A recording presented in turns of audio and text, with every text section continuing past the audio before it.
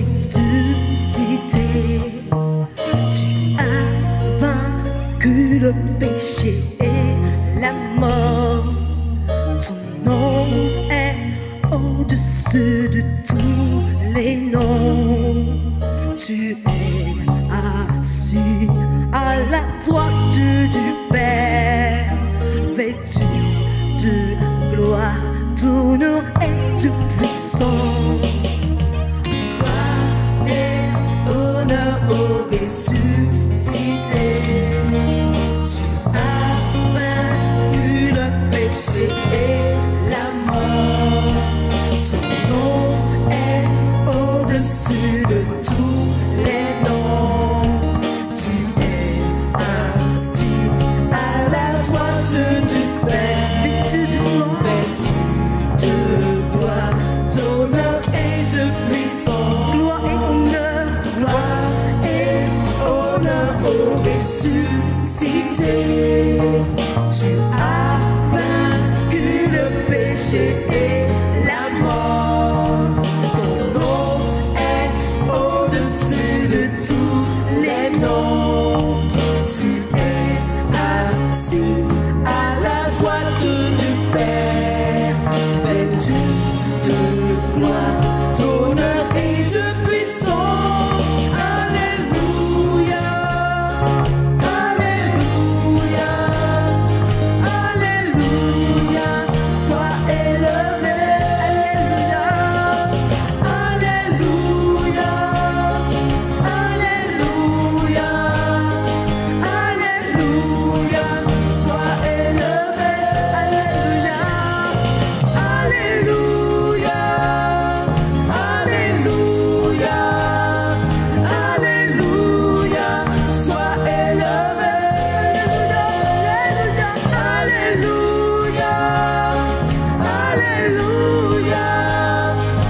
Alléluia. Sois élevé. Grand et puissant notre Dieu. Tu es élevé, tu règnes à jamais. Grand et puissant notre Dieu. Tu es élevé, tu règnes à jamais.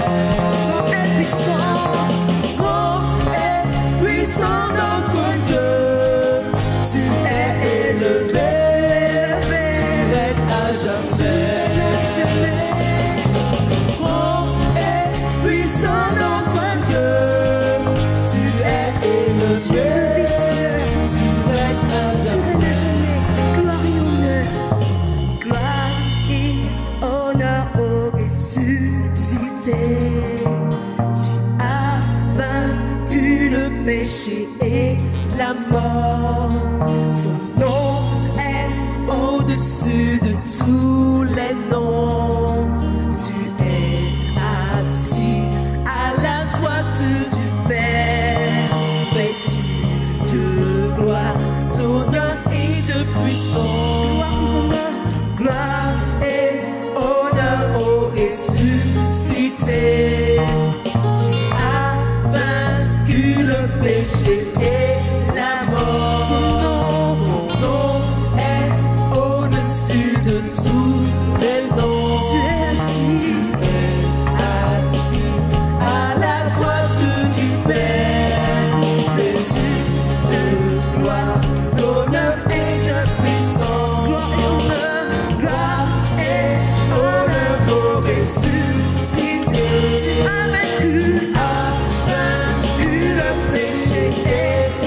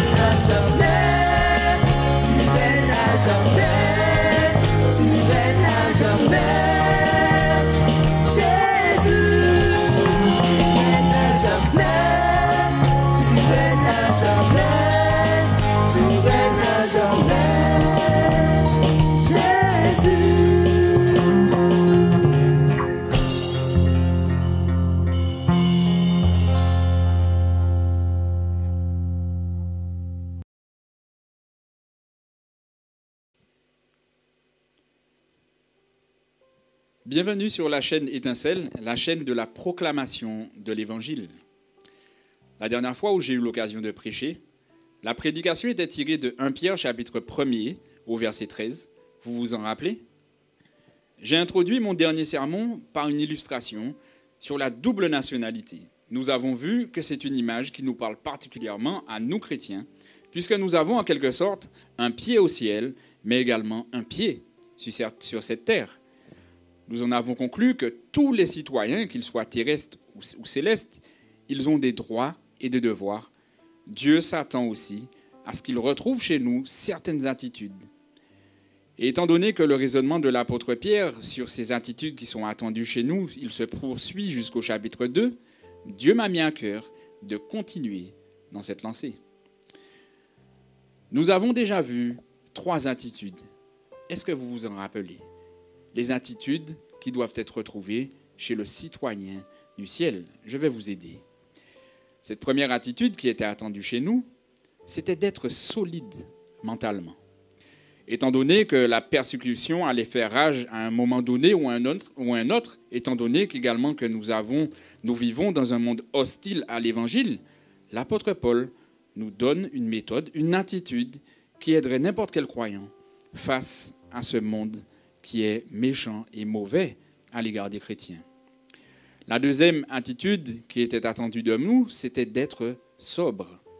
Bien sûr, Dieu s'attend à ce que nous ne soyons pas ivres, bien sûr. Mais ici, comprenons que ce passage a un sens qui est plutôt métaphorique, plutôt qu'un sens littéral. C'était plutôt l'idée d'être fort de caractère, de ne pas se laisser envahir par toute la violence, par toute la méchanceté qui nous environne. C'est de ne pas être sous influence de ce qui se passe à l'extérieur, mais de rester sous influence de ce qu'il y a à l'intérieur, à savoir le Saint-Esprit. Et c'est ça, la sobriété spirituelle qui est attendue chez chacun d'entre nous. La dernière attitude que nous avons vue consistait à être rempli d'espérance. Face à tous nos problèmes, mais surtout ceux qui ne trouveront pas de réponse immédiate, l'espérance, c'est là qu'elle doit rentrer en jeu. La foi et l'espérance sont 2 choses similaires. Toutefois, comprenons qu'il y a une différence qui est nette entre les deux. La foi, ça implique davantage la confiance que nous forgeons avec notre Dieu pour les choses présentes, mais l'espérance s'applique à la confiance en Dieu pour les choses qui sont à venir. La foi s'approprie de ce que Dieu dit, de ce que Dieu fait dans sa parole. Et l'espérance, elle se bâtit sur des promesses qui ne se sont pas encore réalisées, sur des choses qui ne se sont pas encore accomplies. C'est une légère nuance, mais une nuance très importante. Mais quand on est censé, quelle méthode utile, une méthode qui peut nous aider face à tous nos problèmes. Parce que si tu as tes yeux rivés uniquement sur ton problème, si tes yeux sont rivés sur les choses de la terre, comment pourras-tu penser aux choses de l'éternité? Quelquefois, certains problèmes nous gardons nos yeux au sol, mais Dieu veut que nous levons la tête et que nous pensions également à toutes ces choses qui nous seront données dans le futur.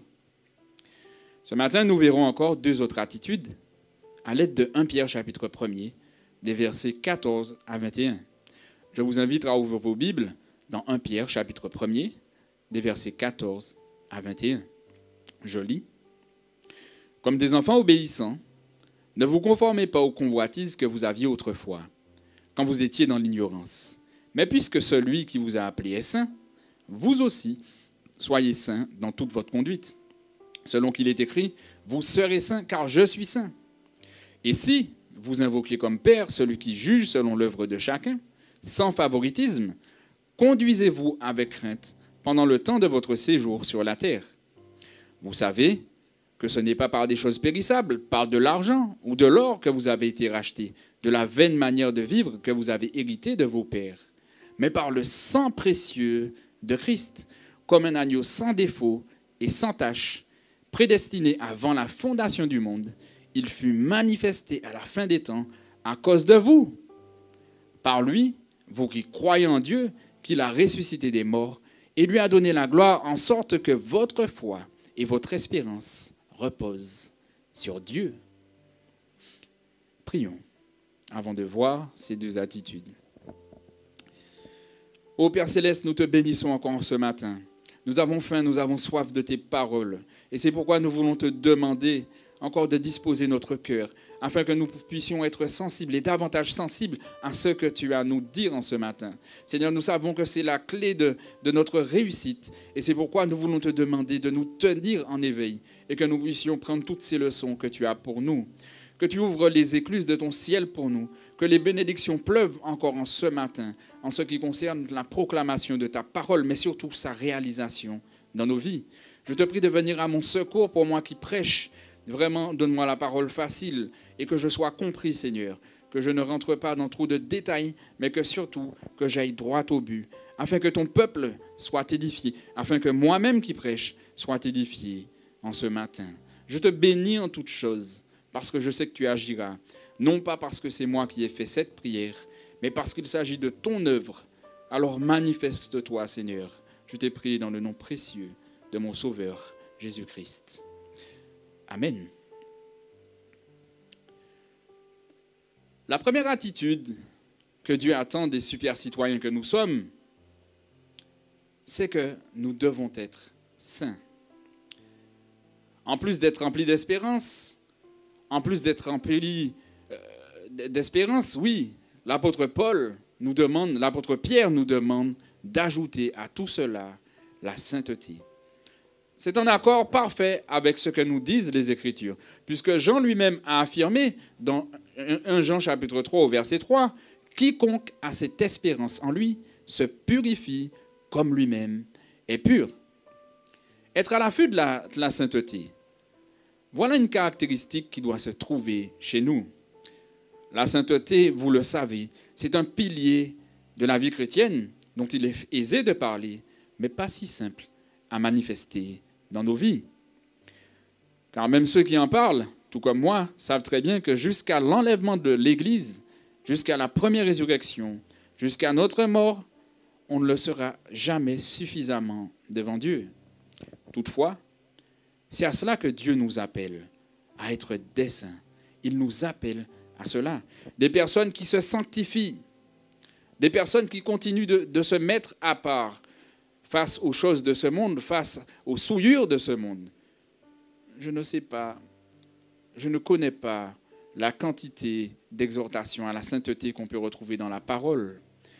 Mais il y a une chose dont je suis sûr, c'est qu'elles sont très nombreuses.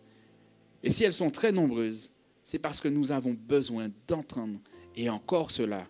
Parce que comme vous le savez, c'est évident, notre condition pécheresse a plutôt tendance à ne pas vouloir se sanctifier. Donc, nous avons besoin d'entendre encore ce type de message, à ces appels sans cesse à la sanctification. Vous le savez, autant que nous attendions nous-mêmes que nos enfants soient obéissants, Dieu veut aussi que nous le soyons.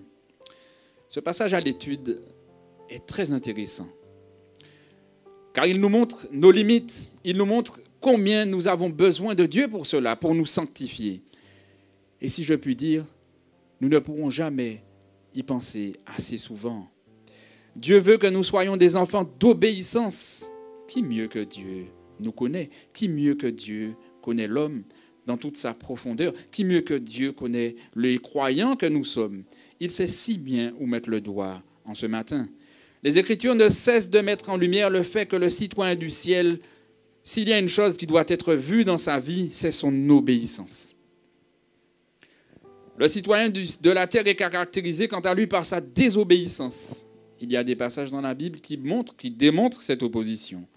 Éphésiens chapitre 2, verset 2, nous dit « Vous étiez morts par vos offenses et par vos péchés, dans lesquels vous marchiez autrefois selon le train de ce monde, selon le prince de la puissance de l'air, de l'esprit qui agit maintenant dans les fils de la rébellion. » La version d'Arby, à la place de fils de la rébellion, dit « les fils de la désobéissance ». Et c'est la condition de tout homme qui vit sans Dieu. Mais ce n'est pas la condition du citoyen céleste, puisque 1 Jean chapitre 5 au verset 2 nous dit nous connaissons que nous aimons les enfants de Dieu lorsque nous aimons Dieu et que nous pratiquons ses commandements. Car l'amour de Dieu consiste à garder ses commandements. La Bible parle d'elle-même, frères et sœurs. Le citoyen du ciel, non seulement il aime Dieu, il aime aussi son prochain, il aime ses frères et ses sœurs, mais également il pratique les commandements de Dieu. Donc, il est sur un sentier d'obéissance. Toutefois, il est vrai aussi d'affirmer que la désobéissance peut détruire toute cette structure d'obéissance que nous nous sommes forgés au fil des temps, puisque nos esprits sont prisonniers d'un corps de chair dans lequel subsiste le péché encore. Voilà pourquoi ce rappel à la sanctification, il est intéressant pour nous en ce matin. Parce qu'aucun homme ne pourra affirmer sans mentir qu'il est arrivé à un stade ultime de sanctification et qu'il ne pêche plus. Vous connaissez le problème de l'homme tout comme moi. Vous savez que l'homme a un ego démesuré. Vous savez que l'homme est souvent suffisant. Vous savez que l'homme est incapable de voir bien souvent là où il pêche. Et nous avons besoin d'entendre cela en ce matin. Malgré toutes ces nombreuses fois où la Bible nous parle de sanctification, il y a pour certains chrétiens quelque chose de grave qui peut se produire dans leur vie. Cela ne leur parlera pas du tout. On n'arrivera même pas à les effleurer, ne serait-ce qu'un petit peu en ce matin. Puisqu'ils sont incapables de voir là où ils ont péché, de reconnaître qu'ils ont des péchés et de voir là où ils sont tombés. Vous savez, il y a une chose dont je suis certain, c'est que quand les Écritures mettent le doigt sur certaines choses, ce sont des choses qu'on retrouve dans notre nature profonde, dans notre cœur. Les pharisiens, Jésus a pointé le doigt sur eux, justement dans ce sens. Ils étaient capables d'appliquer la loi, même d'aller au-delà de la loi. Mais ils étaient aussi incapables de voir là où ils avaient péché. Et quelquefois, nous sommes ces pharisiens qui, au fond de notre cœur, nous arrivons à pratiquer un certain nombre de grandes choses. Nous arrivions à nous sanctifier, mais que nous devenions insensibles et même aveugles sur là où nous avons fauté. Oui, ces croyants-là ne commettent pas de péché horrible tel que le meurtre. Entre guillemets, je dis horrible. Mais ils ont d'autres petits péchés, toujours entre guillemets, sur lesquels ils sont capables de fermer les yeux. Que l'on soit clair en ce matin. Que l'on soit clair en ce matin. Un péché reste un péché. Tout péché doit être considéré comme horrible, et même s'ils n'ont pas les mêmes conséquences. La sanctification, c'est un travail beaucoup plus profond. C'est un travail beaucoup plus fastidieux qu'on ne le croit. Lorsqu'une personne vient à Christ, elle devient chrétienne, elle subit généralement de profonds changements, des changements immédiats, oui. Surtout si elle avait une vie immorale, si il avait des antécédents immoraux. Par les premiers pas dans sa croissance spirituelle, par le renoncement à soi, il se débarrasse de péchés qui sont pour lui évidents. Mais il est triste à dire que de nombreux chrétiens s'arrêtent là. Ils se contentent de se débarrasser uniquement de péchés qui sont évidents pour eux. Et pour les moins évidents, ils s'arrêtent juste là. Gordon MacDonald a écrit dans son livre « Une vie intérieure ordonnée », d'ailleurs je vous le conseille à le lire, il a raconté une propre expérience de sa propre vie qui illustre cette vérité. Il y avait quelques années où il avait acheté une maison, un terrain dans le New Hampshire, aux États-Unis, et ce terrain était parsemé de rochers, de roches, de pierres et de cailloux. Et il dit que quand ils ont commencé à déblayer le terrain, le travail a été très facile. Les gros rochers étaient faciles à enlever puisqu'ils étaient visibles. Mais quand ils ont disparu, c'est là qu'ils se sont rendus compte qu'ils avaient encore du travail à réaliser. Quand ils ont enlevé les rochers, ils se sont rendus compte qu'il y avait des roches en dessous des rochers. Quand ils ont enlevé ces roches, ils se sont rendus eux-mêmes compte qu'il y avait des pierres et qu'il y avait au-dessous de ces pierres qu'il y avait des cailloux. Chaque fois qu'ils enlevaient une chose, ils se rendaient compte qu'il y avait aussi autre chose en dessous. C'était un travail beaucoup plus dur qu'ils ne le pensaient et beaucoup plus fastidieux. Mais il y a eu un moment, ils sont arrivés à ce que ce sol était prêt à recevoir du gazon. Il était prêt à être planté. Quiconque vit sa vie chrétienne avec une conscience pure devant Dieu, il se rend compte, il fait ce constat. Il sait très bien que jusqu'au retour de Christ, jusqu'à sa mort, il y aura toujours du travail à fournir en matière de sanctification. Quelquefois, notre sanctification est en mode pause dans nos vies. Si c'est parce que nous pensions être arrivés à quelque chose, frères et sœurs, crevons cette bulle qu'il y a dans notre tête. Frères et sœurs, au-dessous des rochers, il y a des roches. Et au-dessous des cailloux, au-dessous des pierres, il y a aussi des cailloux. Ce matin, permets-moi de te poser cette question. Vois-tu ces roches qu'il y a au-dessous des rochers que tu as déjà déblayés? Permets-moi de te poser cette question encore ce matin. Vois-tu les pierres qu'il y a au-dessous des roches? Et vois-tu également tous ces cailloux qui parsèment ta vie? Es-tu toujours en train de te sanctifier? Ou est-ce que tu as placé cela en pause dans ta vie? Travailles-tu d'arrache-pied à ta sanctification? Ce sont des questions qui m'ont interpellé moi-même cette semaine au moment où je rédigeais ce sermon. Je me permets de t'interpeller par ces questions. Il arrive aussi parfois que certaines personnes ne se sanctifient plus parce qu'elles n'y arrivent pas, parce qu'il leur manque du savoir-faire. Vous savez, depuis que je suis pasteur, depuis que j'ai commencé à faire de la relation d'aide, j'ai remarqué une chose dans la vie de certains croyants. Ils n'arrivent pas à se sanctifier.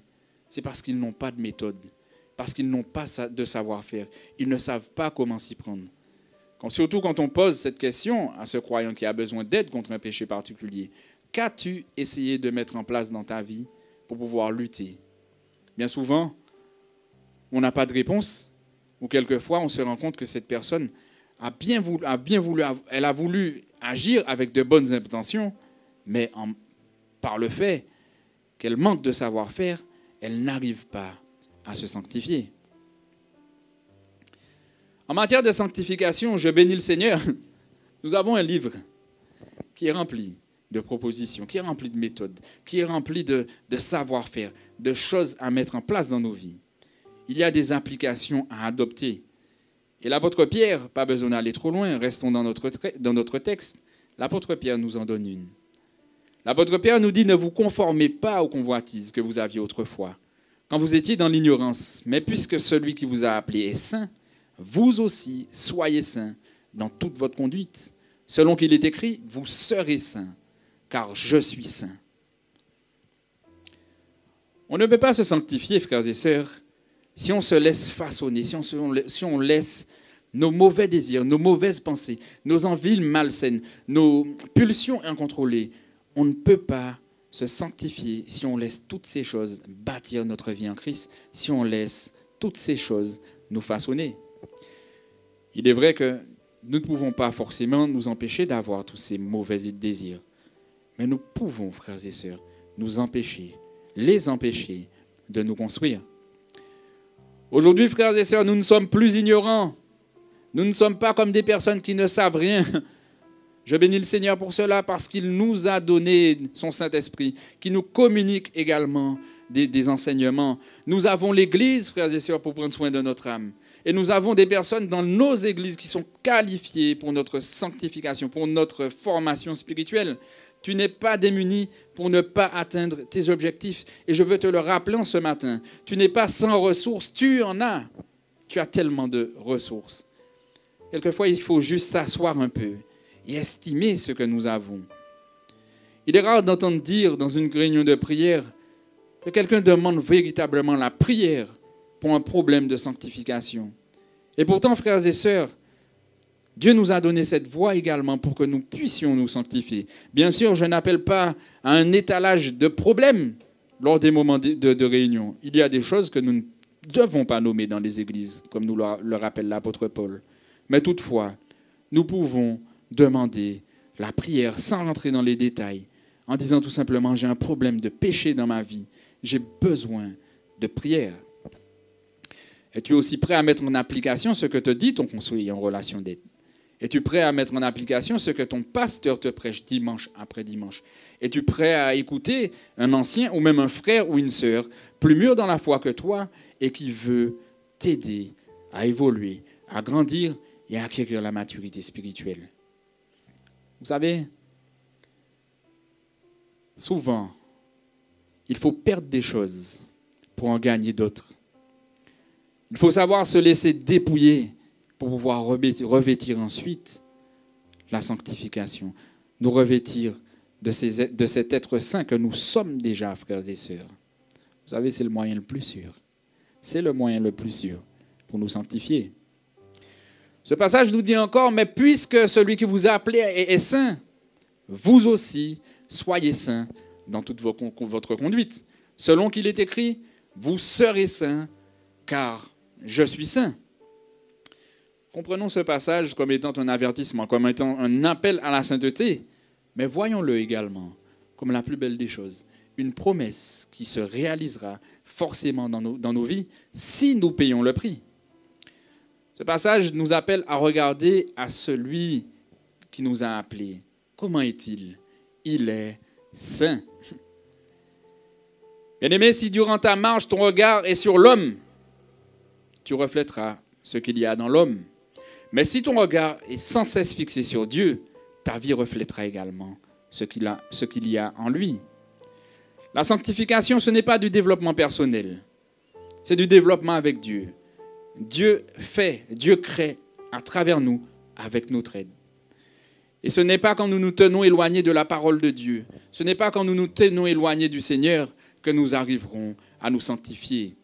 Bien-aimés, n'oublions pas que l'évangile, c'est ce feu qui est embrasé justement pour consumer les désirs de notre chair. Frères et sœurs, quel sacré brasier! Il s'agit du feu dévorant, le feu de l'Éternel. Et ça, il ne faut pas l'oublier.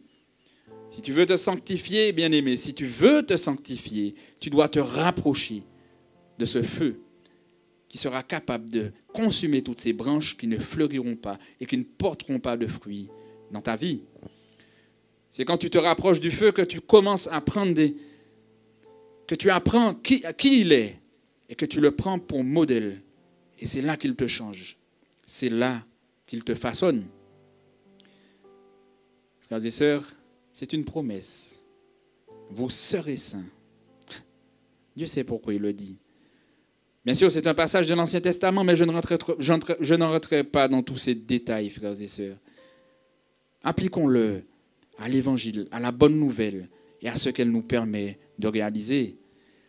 Frères et sœurs, le Seigneur nous a promis que cette œuvre qu'il a commencée en nous, je bénis le Seigneur, il l'amènera jusqu'à son achèvement. Et c'est parce que Dieu a déclaré « vous serez saints » qu'il le fera. Parce qu'il a déclaré cela. Alors peut-être qu'en ce matin, tu peines face à un péché particulier. Peut-être qu'en ce matin, tu regardes ta vie. Le Saint-Esprit met le doigt sur des choses pour toi. Mais j'aimerais t'encourager pour que tu ne sois pas découragé. Mais qu'au contraire, que tu puisses relever la tête et que tu te mettes joyeux dans toute l'activité, dans cet appel à la sainteté que Dieu te donne en ce matin. Nous ne sommes pas démunis. Nous avons l'Éternel des armées, celui dont l'oreille n'est pas trop dure pour entendre et le bras pas trop court pour pouvoir délivrer, pour pouvoir sauver. Il est celui qui veut t'aider à te sanctifier. Rappelle-toi de ça en ce matin. Nous avons vu cette première attitude qui caractérise les super citoyens que nous sommes. Voyons maintenant la deuxième attitude. Craignons Dieu.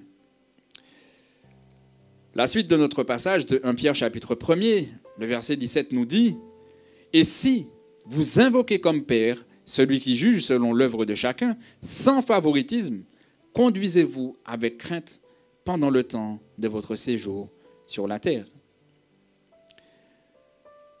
Les citoyens du ciel que nous sommes doivent aussi avoir beaucoup d'honneur pour celui qui les a appelés, pour leur Père. Nous devons faire cela avec beaucoup d'espérance, nous devons faire cela avec sainteté, mais nous devons le faire aussi, y ajouter de la crainte. À cause de l'évolution du langage, nous avons du mal à comprendre certains mots. Le mot crainte en fait partie. Le mot crainte, c'est le mot dont il est facile de tordre son sens. Peut-être même si nous en connaissons la véritable signification, mais il arrive que dans l'exercice, nous craignons Dieu de la mauvaise façon. Il faut savoir que la crainte de l'Éternel, c'est plusieurs notions qu'il y a à retenir. Moi, j'en vois 3. Le premier qui nous vient à la pensée quand on parle de la crainte de Dieu, c'est la peur. Vous savez, la peur quand on tremble, quand on est terrifié. Or, dans la Bible, la crainte de Dieu est une notion essentielle à la vie spirituelle. Donc, il ne faut pas se tromper. On peut être chrétien et, comme je l'ai dit, et craindre Dieu de la mauvaise façon. Regardez ce qui est écrit dans Exode chapitre 20 au verset 20. Moïse dit au peuple, « Ne vous effrayez pas, car c'est pour vous mettre à l'épreuve que Dieu est venu, et c'est pour que vous ayez sa crainte devant les yeux, afin que vous ne péchiez bien. » Point. Les Israélites avaient vu l'Éternel venir dans un fracas, dans un grand bruit, dans des tremblements de terre, et ils avaient une peur servile. Mais Moïse voulait leur rappeler cela. N'ayez pas peur, craignez Dieu plutôt. Paul écrit aux chrétiens de Rome, Romains chapitre 8 au verset 15, « Vous n'avez pas reçu un esprit de servitude pour être encore dans la crainte, mais vous avez reçu un esprit d'adoption par lequel nous crions, Abba, Père. » La certitude qui doit être en nous, frères et sœurs, que Dieu nous a acceptés, elle ne doit pas nous remplir de peur, mais elle doit nous remplir de paix. Jean lui-même a écrit dans 1 Jean chapitre 4 au verset 18, « L'amour parfait bannit la crainte, car la crainte suppose un châtiment. » Vivre avec Dieu en communion est censé exclure la peur, parce que ce n'est surtout pas de la crainte. Ce n'est pas la crainte dont Dieu attend chez nous. Frères et sœurs, le chrétien ne doit pas vivre dans la peur qu'il soit condamné, qu'il sera condamné puisqu'il a été pardonné. Dieu l'a accepté à travers l'œuvre de Christ. Il n'a rien fait pour cela, c'est plutôt Christ qui a tout fait pour qu'il soit rendu propice à Dieu. Donc nous n'avons pas à être terrifiés. Mais comment devons-nous comprendre cet appel à la crainte de Dieu dans ce passage? Les traductions récentes nous apportent une nuance qui définit mieux ce qu'est la crainte de l'Éternel. Et elle se traduit plutôt par reconnaître l'autorité du Seigneur. Ça se traduit plutôt par respecter l'autorité du Seigneur ou encore révérer le Seigneur et les choses de Dieu. Dans l'Ancien Testament, cette expression est décrite davantage par le respect et l'amour. Par exemple, envers ses parents, il est demandé de respecter les parents, de craindre en quelque sorte notre mère et notre père. La crainte de l'Éternel, c'est avant tout le respect. Mais c'est aussi la soumission envers l'Éternel. C'est la soumission à sa volonté, motivée par la foi et l'amour envers lui. L'obéissance, elle n'est pas déterminée par la peur, mais elle est déterminée par l'amour envers Dieu. Et c'est là toute la différence. En somme, ce que nous devons retenir, la crainte, c'est être dans le respect, dans l'amour, mais c'est également être dans l'humilité envers son Dieu. Ce passage dit très clairement, si vous invoquez comme Père, si nous reconnaissons que Dieu est notre Père, c'est que nous sommes également conscients qu'il a autorité sur nous. Un père est toujours au-dessus de ses enfants dans le rapport autorité-soumission. Et c'est à cela que Dieu t'appelle en ce matin. Quand il te dit de le craindre, il te dit d'être rempli de respect pour lui, d'être rempli d'amour pour lui et d'humilité à son égard. Dieu nous donne aussi dans ce passage de 1 Pierre les raisons pour lesquelles nous devons nous conduire avec crainte. Si Dieu est amour, si Dieu est lent à la colère, s'il est compatissant, s'il est tous les attributs que vous trouverez en votre faveur, s'il est bienveillant, s'il est bon, ce passage me dit également qu'il est celui qui juge l'œuvre de chacun sans favoritisme. Il est l'avocat dont nous avons besoin, mais il est également le bourreau qui pourra nous juger. Il est vrai que le salut offre aux croyants la possibilité, l'avantage de ne pas être condamné à l'enfer, de ne plus être condamné à l'enfer. Mais il est important d'affirmer aussi qu'il y a forcément un jugement pour la maison de Dieu, puisque Pierre lui-même le dit dans son épître au chapitre 4, me semble-t-il, au verset 19, que le jugement commencera par la maison de Dieu. Nous avons un court séjour sur cette terre. Et durant ce court séjour, nous devons nous considérer comme étant des personnes qui sont exilées du ciel. On ne peut pas s'installer dans le monde comme si c'était notre demeure permanente. On ne peut pas non plus imiter la conduite des citoyens de la terre. Mais nous devons plutôt penser, emmagasiner davantage de connaissances sur notre destinée céleste pour nous conduire comme de véritables citoyens du ciel. Car il est certain, frères et sœurs, que notre œuvre sera jugée. Mais laisse-moi te montrer à quel point, jusqu'où ça ira, jusqu'où notre œuvre sera examinée et qu'elle sera jugée. L'apôtre Paul déclare dans 1 Corinthiens chapitre 4, des versets 3 à 5, « Pour moi, il m'importe fort peu d'être jugé par vous ou par un tribunal humain. Je ne me juge pas non plus moi-même, car je ne me sens coupable de rien. Mais ce n'est pas pour cela que je suis justifié. Celui qui me juge, c'est le Seigneur. C'est pourquoi ne jugez de rien avant le temps, jusqu'à ce que vienne le Seigneur, qui mettra en lumière ce qui est caché dans les ténèbres et qui manifestera les desseins des cœurs. Alors chacun recevra de Dieu la louange qui lui sera due. » Il déclare aussi dans 2 Corinthiens chapitre 5, des versets 9 à 10, « C'est pour cela aussi que nous nous efforçons de lui être agréables, soit que nous demeurions dans ce corps, soit que nous le quittions. Car il nous faut tous comparaître devant le tribunal de Christ, afin que chacun reçoive selon le bien ou le mal qu'il aura fait, étant dans son corps. » Ces deux passages sont en accord parfait avec la pensée de Pierre. La chose la plus importante à retenir, c'est que non seulement nos œuvres vont être examinées, mais elles vont être examinées de fond en comble. Dieu ira jusqu'à relever la moindre intention, le moindre désir de notre cœur, la moindre pensée, le moindre motif qui nous a poussés à agir. Et il y aura forcément un salaire pour nos actes, mais il y aura aussi un salaire pour le dessein de nos cœurs. Même si nous ne devons pas éprouver de la terreur face à Christ quand nous serons devant lui, face à l'événement spécial du tribunal de Christ, nous devons quand même éprouver un saint tremblement face à celui qui ira jusqu'à récompenser ce que nous avons fait de bien, mais qui ira jusqu'à récompenser ce que nous avons fait de mal et toutes les motivations, les mobiles qu'il y a derrière. S'il y a un salaire pour les deux, frères et sœurs, combien nous devons apprendre à craindre notre Dieu. Cela me rappelle une histoire que j'ai lue sur un roi de Hongrie. Un jour, il était très déprimé, il était malheureux. Et il a fait venir un de ses frères, le prince. C'était un garçon qui était rempli de bonne humeur, mais c'était quelqu'un aussi d'indifférent. Le roi lui dit « Je suis un grand pécheur, j'ai peur de rencontrer Dieu. » Et le prince était en train de se moquer de lui. Cela n'a pas aidé le roi. Et bien qu'il était croyant, le roi était conscient de sa culpabilité devant Dieu, surtout sur la manière dont il vivait ces derniers temps. Il voulait sérieusement de l'aide. À cette époque, il était d'usage qu'un bourreau arrivait devant votre porte et qu'il sonnait de la trompette. Et ensuite, dès que vous ouvrez, il vous attrapait et il vous traînait jusqu'au lieu de l'exécution. Ce soir-là, le roi envoyait le bourreau. Il est arrivé devant la porte du prince, devant la porte de son frère. Il a sonné de la trompette. Quand le prince réalisa ce qui était en train de se passer, il s'est habillé rapidement.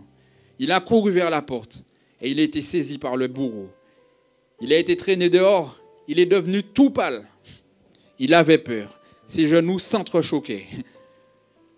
Et il est arrivé devant le roi en tremblant, dans une agonie, dans une terreur implacable. Il était en train d'implorer son frère. Mais pourquoi? Qu'est-ce qu'il avait fait qu'il avait offensé pour que le bourreau se retrouve devant sa porte? Le roi lui a répondu, si la vue d'un bourreau humain est si terrible pour toi, ne craindrais-je pas, moi, d'avoir offensé Dieu aussi gravement et d'être amené devant le tribunal de Christ? C'est une histoire remplie de sens pour nous. Parce que c'est ainsi, même si nous ne devons pas être habités par la peur, laisser la peur nous façonner, nous devons tout de même anticiper notre passage devant Dieu, tout comme ce roi. Ce roi avait cette chose dans son cœur. en reconnaissant ses péchés. Il avait du respect pour Dieu. Il avait de l'amour pour Dieu. Et surtout, il était humble devant son Dieu. Je voudrais conclure ce sermon par l'encouragement que l'apôtre Pierre nous donne dans ce passage. Et je crois que c'est cet encouragement qui nous rendra saints, mais c'est cet encouragement aussi qui nous enseignera et qui nous apprendra à craindre Dieu.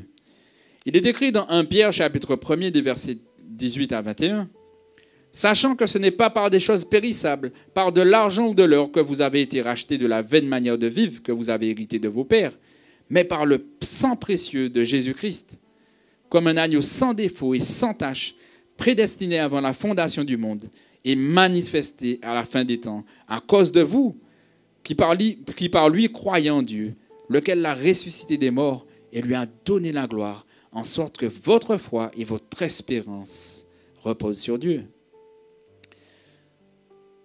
Sa proposition à craindre Dieu se poursuit ici. Et il nous montre que celui qui a ces choses que nous venons de lire ancrées dans sa tête, il ne peut que se conduire comme un véritable citoyen du ciel. L'apôtre Pierre ne vient pas avec des vérités qui nous sont insoupçonnées, puisque ce passage nous dit, certaines versions disent, sachant que, ici il nous dit dans la version seconde, vous savez, donc ce sont des vérités que nous connaissons. Nous n'en connaissons certainement pas la profondeur, nous n'en connaissons certainement pas la largeur, mais nous comprenons très bien ce fait, ces faits.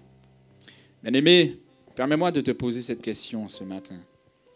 Est-ce que tu sais évaluer ce que ça a coûté à Dieu pour te sauver? Frères et sœurs, moi je ne sais pas évaluer cela. Je ne saurais jamais évaluer une chose pareille. Mais il y a une chose que je sais. C'est que la rédemption, elle a eu un prix inestimable. Nous n'avons pas été rachetés par des choses qui périront, des choses de ce bas monde. Nous n'avons pas été rachetés par de l'or, ni même par de l'argent. Nous avons été rachetés par quelque chose de plus précieux, le sang de Jésus. Il a payé pour nous la juste sentence, l'enfer que nous méritions tous. Ça a coûté très cher à Dieu pour qu'il puisse venir ici-bas, pour réaliser ce qui était pour nous impossible. Pour nous rendre propices à Dieu, il a dû réaliser cette chose, car personne ne pouvait le faire. Autre chose que Pierre veut souligner par ce passage, par cette conclusion, c'est l'ingéniosité du plan de rédemption. Aussi vrai, frères et sœurs, que nous avons été prédestinés au salut, aussi vrai que Dieu nous a choisis bien avant la fondation du monde, aussi vrai que le sacrifice, aussi vrai que le prix, aussi vrai que la rançon l'était aussi, elle l'était prédestinée. Dieu savait si bien qu'Adam allait pécher. Il avait prévu la chute avant qu'il n'ait rien créé. Mais il avait aussi donné cette réponse. Il avait prévu que Christ vienne sur cette terre pour nous sauver avant que quoi que ce soit ne soit créé. Je ne sais pas comment ça sonne à ton oreille en ce matin. Mais l'ingéniosité de ce plan et le coût de ce plan, frères et sœurs, devrait nous stimuler à nous sanctifier, ça c'en est une. Et le coût et l'ingéniosité de ce plan devrait nous pousser justement à craindre Dieu de la bonne façon. Parce que, frères et sœurs, si nous ne le faisons pas, ne croyons pas que nous allons nous en sortir facilement, comme tous ceux qui disent, de toute façon, on peut être sauvé à travers du feu. L'essentiel, c'est d'être sauvé. Non, frères et sœurs. Nous avons été rachetés à un grand prix. Et le plan était trop ingénieux pour nous. Si bien qu'aujourd'hui, nous devons payer le prix fort pour que nous ne puissions pas nous retrouver devant ce tribunal comme des gens qui auront honte. Vous connaissez très bien ce passage dans l'évangile de Luc, Luc chapitre 12 au verset 48. Je lis qu'une partie du verset, la fin du verset 48. On demandera beaucoup à qui l'on a beaucoup donné et l'on exigera davantage de celui à qui l'on a beaucoup confié. Frères et sœurs, quand je lis ce passage, cela me donne envie de crier au Seigneur, enseigne-nous à te craindre. Enseigne-nous à nous sanctifier, parce que tu nous as beaucoup donné et tu nous as aussi beaucoup confié. Frères et sœurs, je ne serai pas plus long, mais que le Seigneur bénisse sa parole dans nos cœurs et qu'elle nous donne accès à la sainteté que Dieu attend de nous. Mais que cette parole puisse aussi façonner notre crainte pour Dieu, qu'elle s'amplifie, qu'elle devienne meilleure et qu'elle s'enracine de plus en plus, afin que lorsque nous nous présenterons devant Christ, qu'aucun d'entre nous n'ait à rougir. Frères et sœurs, nous sommes des citoyens du ciel et Dieu s'attend à ce que nous soyons saints et il s'attend à ce que nous le craignons. Je me sens d'attaque pour prier en ce matin. Inclinez-vous avec moi dans la prière. Ô Seigneur, entre le bois et l'écorce, nous n'y mettrons jamais le doigt. Ta parole dit des choses et c'est à nous, Père Céleste, de nous calquer sur ce qu'elle vient de nous dire. En ce matin, Seigneur, nous voulons reconnaître que nous sommes pécheurs. En ce matin, nous voulons reconnaître que nous avons besoin de toi, Seigneur. Nous ne voulons pas être suffisants. Nous savons que c'est la clé de notre sanctification. Nous savons que c'est la clé pour atteindre ce que tu attends de nous, à savoir te craindre. Ô Seigneur, nous voulons te demander que dans les prochains jours, que tu puisses créer ces miracles, ces promesses que nous voyons dans ta parole, Seigneur, qu'elles se réalisent dans nos vies. Seigneur, nous avons la foi, nous croyons que tu es non seulement notre rémunérateur, mais nous croyons que tu existes et que tu vis dans ton ciel. Et si tu es vivant, Papa, nous nous attendons à ce que tu agisses également dans nos vies. Père Céleste, je veux te demander de donner du réconfort à tous ceux qui n'arrivent pas à se sanctifier. Je veux te demander de donner du réconfort à tous ceux qui ne savent pas comment te craindre, Seigneur. Et surtout de nous donner à chacun, parce que je crois que tout en chacun, Seigneur, tu nous as parlé ce matin, afin que nous puissions davantage nous sanctifier et que nous puissions aussi te craindre de la meilleure des façons. Seigneur, ton Église s'attend à toi. Ne nous délaisse pas.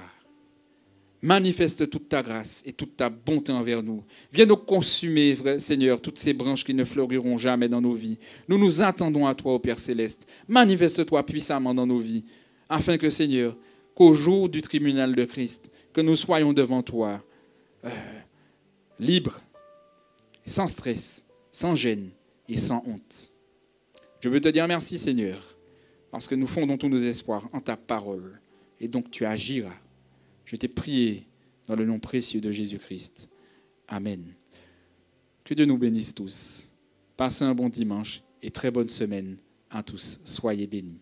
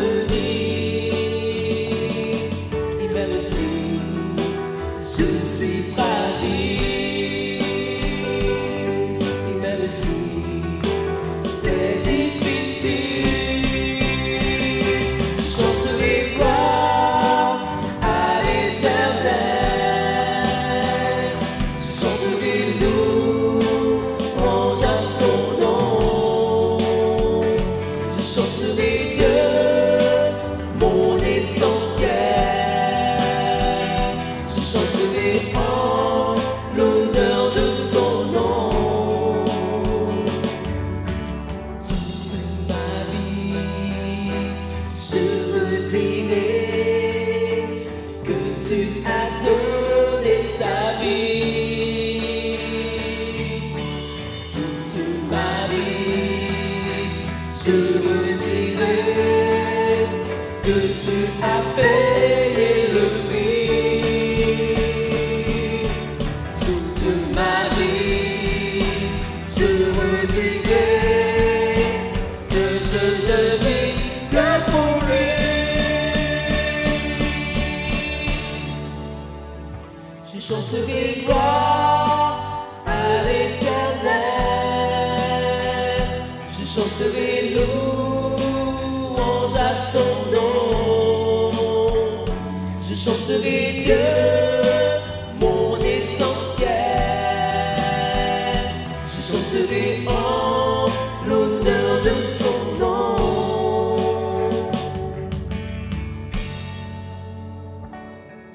Je viens te dire, Seigneur, que tu es mon bonheur. Rien ne peut détruire notre belle harmonie. Et même si je suis fragile, et même si c'est difficile, je chanterai gloire à l'Éternel, je chanterai louange à son nom, je chanterai Dieu, mon essentiel, je chanterai en l'honneur de son nom. Je chanterai gloire à l'Éternel, je chanterai louange à son nom, je chanterai Dieu, mon essentiel, je chanterai en l'honneur de son nom. Toute ma vie, je me dirai que tu as donné ta vie, toute ma vie. Je me dirai que tu as payé le prix, toute ma vie. Je me dirai que je ne vis que pour lui, toute ma vie. Je me dirai que tu as donné ta vie, toute ma vie. Je me dirai que tu as payé le prix, toute ma vie. Je me dirai que je ne vis que pour lui.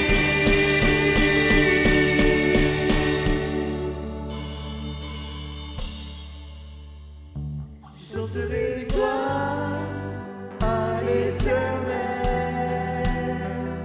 je chanterai louange à son nom, je chanterai Dieu, mon essentiel, je chanterai en l'honneur de son nom, je chanterai gloire à l'Éternel, je chanterai louange à son nom, je chanterai Dieu, mon essentiel, je chanterai en